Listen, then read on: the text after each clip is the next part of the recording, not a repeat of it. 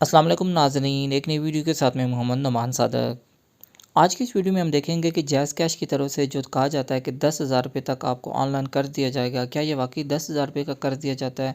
और उसके साथ-साथ हम देखेंगे कि इसके ऊपर कितना सूद चार्ज किया जाता है और इसके वापसी का क्या तरीक़ाकार होता है।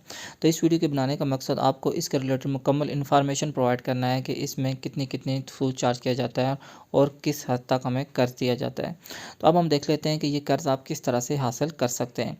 तो सबसे पहले ये कर्ज़ हासिल करने के लिए आपकी बायोमेट्रिक वेरिफ़िकेशन होना ज़रूरी है। अगर आपकी बायोमेट्रिक वेरिफ़िकेशन नहीं होगी तो आप इस कर्ज़ को हासिल नहीं कर सकते हैं। तो यहाँ पे कर्ज़ हासिल करने का तरीका क्या है, एप्लीकेशन को आप ओपन करेंगे, ऊपर लोन की ऑप्शन लिखी हुई है।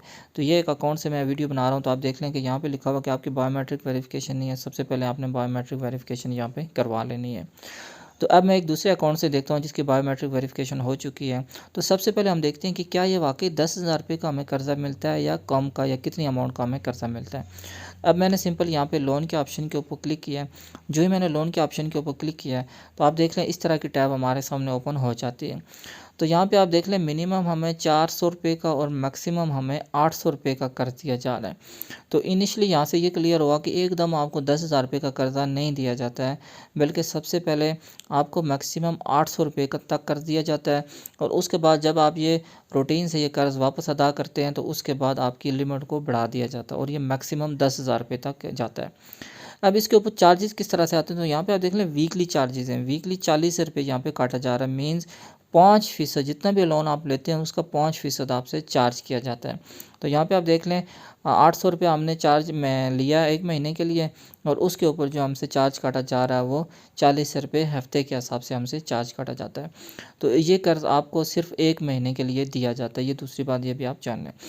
तो अब इसके साथ-साथ ये आपने वापस कैसे करना होता है, वापसी का तरीकाकार सिंपल ये होता है कि आपने अकाउंट में बैलेंस रखना होता है और ऑटोमेटिकली आपके अकाउंट से वो पैसे कट जाते हैं। अगर आपने चेक करना हो कि ये कितनी अमाउंट हम लेंगे, उसके ऊपर कितना कर्ज़ हमसे या कितने उसके ऊपर सूद हमसे चार्ज किया जाएगा, तो वो आप सिंपल ये एप्लीकेशन का लिंक या इस वेबसाइट का लिंक मैं आपको प्रोवाइड कर रहा हूँ। यहाँ पे आपको डिटेल से बता दिया जाता है कि अगर आपने जितनी भी अमाउंट का लोन लेना होता है, वो आप यहाँ पे एंटर करेंगे तो आपको वीकली चार्जेस का बता दिया जाएगा, या सिंपली भी आप 5% कैलकुलेट करेंगे तो आपको चार्जेस का पता चल जाएगा। तो यहाँ पे आप देख लें जैसे 10,000 रुपये के ऊपर 500 रुपया वो 5% के हिसाब से चार्जेस काट रहे होते हैं। तो ये कर्ज़ अगर आप वक़्त पे वापस नहीं करते हैं, तो वो बैंक आपको रिमाइंडर भेजता रहेगा। अगर आप फिर भी ये पैसे अदा नहीं करते हैं, तो ये सारे के सारे इन्फॉर्मेशन आपकी स्टेट बैंक के पास चली जाती है और आपको ब्लैक लिस्ट में शामिल किया जाता है। और उसके बाद क्या होता है कि आप किसी भी जो बैंक से या किसी भी अदारे से आप फिर कर्ज़ नहीं ले सकते हैं जब तक आप ये कर्ज़ वापस नहीं करते हैं।